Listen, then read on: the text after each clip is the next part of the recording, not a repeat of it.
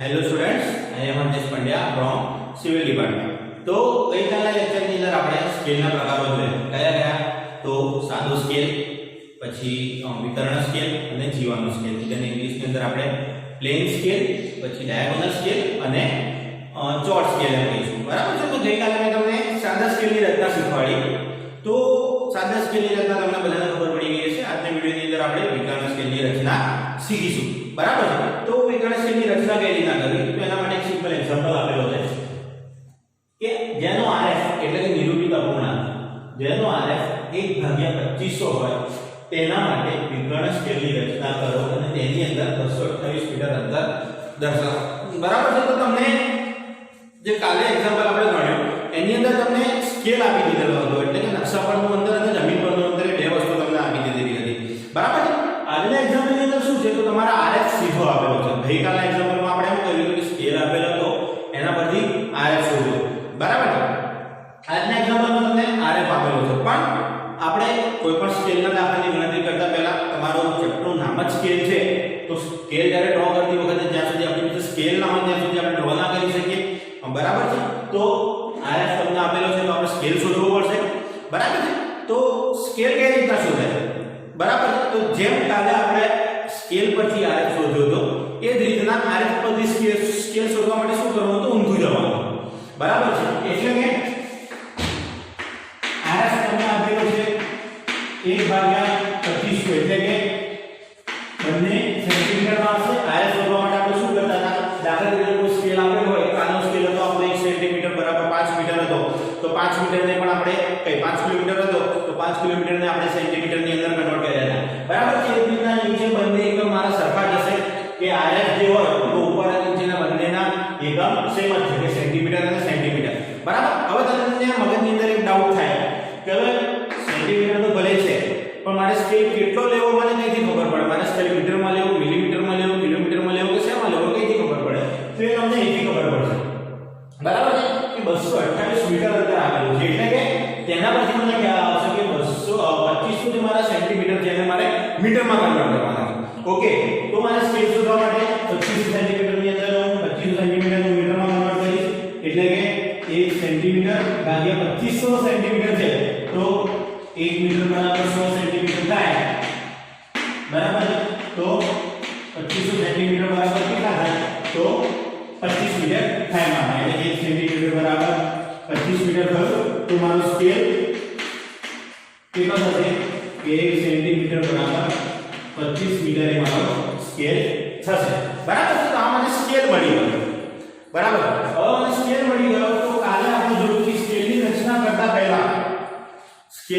કરતા પહેલા મારો સ્કેલ કેટલો લાંબો કરવાનો, એટલે કે ઓન પેપર તો હું 228 મીટર અંતર બતાવી નથી શકવાનો, એના માટે હું કાગળ પર દોરીશ, તો કાગળ પર મારે મારા સ્કેલની લંબાઈ કેટલી રાખવાની, મને આ સ્કેલ તો મળી ગયો એટલે જે મારો 1 સેન્ટીમીટર છે એ 25 મીટર બતાવશે મારા કાગળની અંદર, પણ મારે કાગળ ઉપર સ્કેલની રચના કઈ રીતના કરવાની, તો ગઈકાલે નકશા ઉપર તમને 53 કિલોમીટર અંતર દર્શાવેલું હતું, તો 53 કિલોમીટરનો આપણે એપ્રોક્સિમેટ નજીકનો દશક લીધેલો હતો, એટલે કે 60, બરાબર છે। એ જ રીતે આની અંદર કરવાનું છે 228 કિલોમીટર 228 મીટર આપેલા છે, એનો તમારે નજીકનો દશક લઈ લેવાનો, એટલે કે જ્યાં વધારે જીરો આવતા હોય, એટલે કે 300 મીટર મેં તમને કીધું કે એપ્રોક્સિમેટ લઈ લેવાનું, તો 228 છે તો 300 મીટર એને લઈ લો, બરાબર છે। વધારે લેવાનું નહીં, ઓછું લેવું, જો 202 આપેલું હોય તો 200 નહીં લેવાનું, 202 આપેલું હોય તો 300 જ લેવાનું, બરાબર છે। એટલે કે નજીકનો દશક લઈ લો 300 મીટર, એટલે મને એ ખબર પડી ગઈ કે હું જે સ્કેલની રચના જે કરીશ ઓન પેપર એ મારા 300 મીટર સુધીનો હશે, બરાબર છે। હવે 300 મીટર સ્કેલની લંબાઈ મારા ઓન પેપર કેટલી રાખવી, બરાબર છે। મને સ્કેલ તો મળી ગઈ, ભાઈ મારું સ્કેલ જે હું દોરીશ એ દર્શાવશે મારા 300 મીટર સુધીનું અંતર મને દર્શાવશે, એ 300 મીટર અંતર સુધીનું જે સ્કેલ દોરીશ એની અંદર મારે 228 મીટર દર્શાવવા, બરાબર છે। પણ પેજની અંદર મારા સ્કેલની સાઈઝ કેટલી રાખવી મારે, એના માટે મેં તમને કીધેલું કે જે 300 મીટર તમારો સ્કેલ થયો એને તમારે આની વડે ભાગી દેવાનો, બરાબર છે। એટલે કે આપણો સ્કેલ જે હતો કાનો સ્કેલ 1 સેન્ટીમીટર બરાબર 5 કિલોમીટર હતા અને 60 કિલોમીટર જે આપણે એપ્રોક્સિમેટ ડિસ્ટન્સ થી 5 વડે ભાગી દીધા હતા, એટલે આપણને મળી ગઈ 12 સેન્ટીમીટર સ્કેલની લંબાઈ, બરાબર છે। એ જ રીતના આની અંદર 1 સેન્ટીમીટર બરાબર 25 મીટર મારો સ્કેલ છે, તો જેટલા મીટરનો સ્કેલ હોય એટલે કે સેન્ટીમીટરની સામે જેટલા મીટરનો સ્કેલ આપેલો હોય એના વડે ભાગી દો, બરાબર છે, આને ભાગી દો એના વડે તો 300 ભાગ્યા 25 કરશો એટલે કે 12 સેન્ટીમીટર મને મળશે,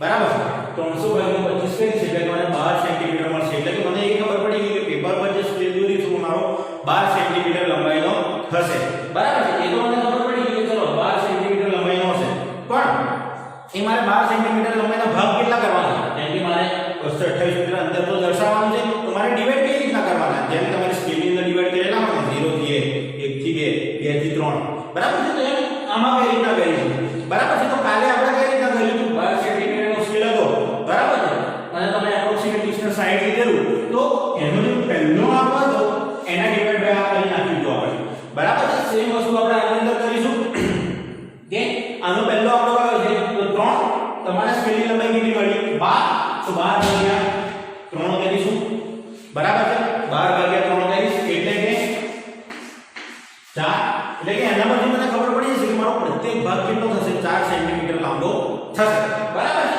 કે 12 ભાગ્યા 3 કરીશ એટલે 3 ચોકની 12 થશે, એટલે કે પ્રત્યેક ભાગ મારો 4 સેન્ટીમીટર લાંબો થશે. હવે 12 સેન્ટીમીટરના 12 સેન્ટીમીટર સ્કેલનો ભાગ તમારે 4 સેન્ટીમીટર લાંબો કરવો હોય તો દરેકના 3 સરખા ભાગ પડશે, કેમ કે 4 તારી 12 થશે, એટલે કે મારી સ્કેલના 3 સરખા ભાગ પડશે, બરાબર, એટલે કે મારો એક ભાગ છે 4 સેન્ટીમીટર લાંબો થશે, એના માટે મેં તમને આ શોધ્યું કે મારો એક ભાગ કેટલો લાંબો કરવાનો, મારે 4 સેન્ટીમીટર લાંબો કરવાનો, એટલે કે મારે 12 સેન્ટીમીટરના 3 ભાગ કરવાના, બરાબર છે, તમને ખબર પડી કે કાલે આપણે કર્યું પહેલો આપણો અહીંયા લીધેલો 60 હતો તો 6 લઈ લીધેલો, એટલે કે 12 ભાગ્યા 6, તો પ્રત્યેક ભાગની લંબાઈ મારે કેટલી રાખવાની હતી તો 2 સેન્ટીમીટર રાખી હતી, મારે 6 ભાગ કરવો હતો, એટલે હવે આની રીતના મારે શું કર્યું છે તો અહીંયા 3 છે તો 12 ભાગ્યા 3 કરીશું, મારે પ્રત્યેક ભાગની લંબાઈ 4 થશે, એટલે કે 4 સેન્ટીમીટર મારે જો પ્રત્યેક ભાગની લંબાઈ રાખવી હોય તો મારે 12 સેન્ટીમીટરના 3 ભાગ કરવા પડે, એટલે કે 3 ચોકની 12, ઓકે, તો આર પરથી સ્કેલ કેવી રીતના શોધવો, બરાબર, સ્કેલ પરથી તમને સ્કેલ મળી ગયો, ધેન તમારે જે ઓન પેપર સ્કેલની લંબાઈ રાખવાની છે એ કેટલા સેન્ટીમીટરની અંદર રાખવાની છે એ તમને મળી ગઈ,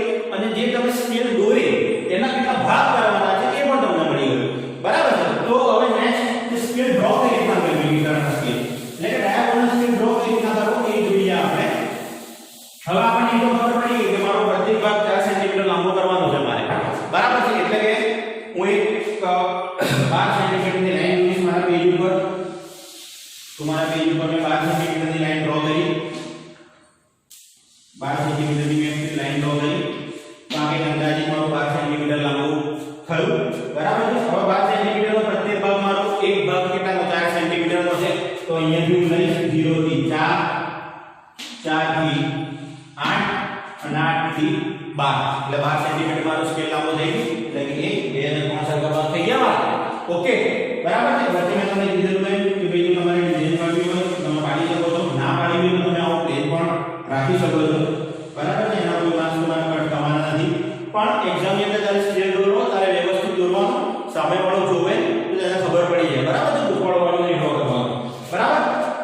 તો હવે મેં તમને કીધું એમ કે સ્કેલમાં નામ કઈ રીતના આપેલા હોય 0 થી 1 થી 2 2 થી 3, હવે આપણે આની અંદર 228 મીટર અંતર દર્શાવવાનું છે, એટલે કે મારો પ્રત્યેક ભાગ 600 સેન્ટીમીટર અંતર દર્શાવશે, એટલે કે અહીંયા હું 0 લખીશ, તમને ખબર છે તમને કાલે કીધું એમ 0 થી ચાલુ કરવાનું, 0 100 અને 200 200 તો આવી ગયા, 200 તો આવી ગયા, હવે મારે દર્શાવવાના છે 228, બરાબર છે, તો 228 મારે દર્શાવવાના છે, તો કઈ રીતના દર્શાવીશું 228 વિકર્ણ સ્કેલની અંદર કઈ રીતના દર્શાવીશું, તો સેમ અહીંયાથી પાછળ જશે, અહીંયાથી કાપા પડશે, એટલે કે અહીંયા પણ પાછળ બીજા 100 આપેલા હશે, બરાબર, અહીંયા પાછળ પણ તમને બીજા 100 આપેલા હશે. હવે વિકર્ણ સ્કેલની અંદર કે શું કરવાનું, તો વિકર્ણ સ્કેલની અંદર પહેલા સ્કેલની અંદર આપણે અહીંયા કાપા પાડતા હતા, બરાબર, તો વિકર્ણ સ્કેલની અંદર આપણે અહીંયા કાપા પાડતા હતા, હવે આ સ્કેલ પેલા સાદા સ્કેલની અંદર આપણે અહીંયા કાપા પાડતા હતા, વિકર્ણ સ્કેલની અંદર શું કરવાનું, તો આપણે ઉપર કાપા પાડવાના, બરાબર છે, ઓકે, ખબર પડી ગઈ, ઉપર કાપા પાડવાના, ઉપર કઈ સુધી કાપા પાડવાના, 10 સુધી કાપા પાડવાના, બરાબર છે, 10 સુધી, એટલે કે એપ્રોક્સિમેટ અંતર લઈ લો ઉપર, બરાબર છે, એને તમે આટલે સુધી લઈ લો, બરાબર છે, એક ભાગ એનો અહીંયા પાડી લો, બરાબર છે, અને આને તમે જેટલું એપ્રોક્સિમેટ અંતર લીધું 10 સરખા ભાગ કરો, એટલે કે પહેલો ભાગ, બીજો ભાગ, ત્રીજો ભાગ, ચોથો ભાગ, પાંચમો ભાગ, છઠ્ઠો ભાગ, સાતમો ભાગ, આઠમો ભાગ અને નવમો ભાગ. એટલે કે 1 2 3 4 5 6 7 8 9 અને 10. 10 સરખા ભાગ થઈ ગયા. બરાબર, 10 સરખા ભાગ થઈ ગયા. તમારે અહીંથી ચાલુ કરો. 10 9 8 7 6 5 4 3 2 1 અને 0. ઓકે, 8 સુધી થઈ ગયું. હવે સેમ અહીંયા જેટલા ભાગ કરતા હતા આપણે એવા 10 સરખા ભાગ કરવા એના. બરાબર છે.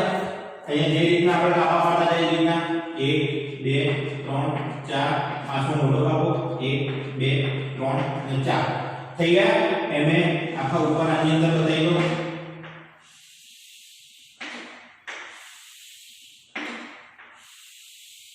મારા હાથમાં સ્કેલ નથી એટલે લાઈનો સ્ટુડન્ટ બાકી મૂકી આવશે. તમે જ્યારે પણ તમે એક્ઝામ્પલ ટ્રાય કરો ત્યારે સ્કેલથી દોરવાનું ટ્રાય કરજો. ઓકે, થઈ ગયું. તો ડાયાગ્રામ સ્કેલની અંદર અંતરો આની અંદર દર્શાવી સમય. આ તો મને ખબર પડી ગઈ કે અહીંયા ભાગ કેટલા પાડવાના, કેવી રીતના પાડવાના, શું કરવાનું. હવે મારે વાત આવી 228 મીટર અંતર મારે દર્શાવવાનું છે. બરાબર, 228 મીટર અંતર દર્શાવવાનું છે એટલે 200 તમારે અહીંયા સુધી આવી ગયા. બરાબર, 228 મીટર મારે દર્શાવવાનું હોય તો 200 અહીંયા સુધી આવી ગયા. 0 અહીંયા છે તો 10 20 30 40 50 60 70 80 90 અને 100 છે અહીંયા સુધી. તો 228 200 આવી ગયા 20. તો આ મારો સેકન્ડ આપો 20 20 અને બીજા બધા 8. ત્યાં સુધી બતાવીશું એની ઉપર આ લાઈન એટલે કે આ લાઈન સુધી. બરાબર, આ લાઈન મારે ડાર્ક કરી નાખવાની. કેટલા આટલી સુધી એટલે ખબર પડી ગઈ. જો અહીંયા હું લખું 10 20 30 40 50 60 70 80 અને 90. બરાબર, આ 90 સુધી થઈ ગયું. 200 તમે 90 સુધી બતાવી દીધા હતા. મારે બાકી રહ્યા 28 બતાવવાના. 28 બતાવવાના તો 0 10 20 20 10 10 તો ભાગ થયેલો મારો. તો 20 તો અહીંયા આવી ગયા. 20 અહીંયાથી ઉપર 8 સુધી બતાવેલા હતા. પેન્ડિંગ 8 રહ્યા. અહીંયા દેખો 220 આપણે પાછળ ગયા એટલે 220 થયા. 8 પેન્ડિંગ રહ્યા. 8 પેન્ડિંગ ઉપર બતાવીશ તો ઉપર બતાવીશ એટલે કે આ પોઈન્ટ થી અહીંયા સુધીનું અંતર મારું 228 મીટર થશે. ઓકે, ખબર પડી ગઈ. ડાયાગોનલ સ્કેલ કેવી રીતના ડ્રો કરવાનો. બરાબર છે. ડાયાગોનલ સ્કેલ કેવી રીતના ડ્રો કરવાનો અને વચ્ચે તમારે મને કીધું કે જો તમારે કંઈક ડિઝાઇન ટાઈપ પાડવું હોય તો તમે વચ્ચે પાડી શકો. સ્ટુડન્ટ મોસ્ટ ડાયનેમિક ક્વેશ્ચન છે 3 માર્કની અંદર તમારો સ્કેલ પૂછાય જ છે. એટલે કે ખાસ ધ્યાન રાખજો સ્કેલ કેવી રીતના ડ્રો કરવાનો. બરાબર છે. સિમ્પલ છે, કશું કરવાનું નથી. તમને અહીંયા આરએફ આપેલું હતું હોય આરએફ પરથી તમે સ્કેલ શોધો. સ્કેલ પરથી તમારો ઓન પેપર સ્કેલ કેટલો દોરવાનો છે એની લંબાઈ શોધો. બરાબર છે. હવે એ લંબાઈના કેટલા સરખા ભાગ કરવાના છે એ શોધો અને ધ્યાન સ્કેલની રચના કરો. બરાબર છે. સિમ્પલ છે. અંતર કેવી રીતના દર્શાવવાનું એ પણ તમને ખબર પડી ગઈ. 200 અહીંયા સુધી આવેલા છે. આપણે પાછળ 10 પોઈન્ટ પાછળ લેવાના છે એટલે 10 20 30 40 એમ ભાગ પડવાના છે. બરાબર છે. પ્રત્યેક ભાગ 10 10 નો થશે એટલે પાછળ. બરાબર, તો 200 સુધી તો અહીંયા આવી ગયું. બાકી વધે 28 બતાવવાના મારે 28 મીટર. તો 20 પાછળ ગયા તો 20 અહીંયા સુધી આવી ગયા.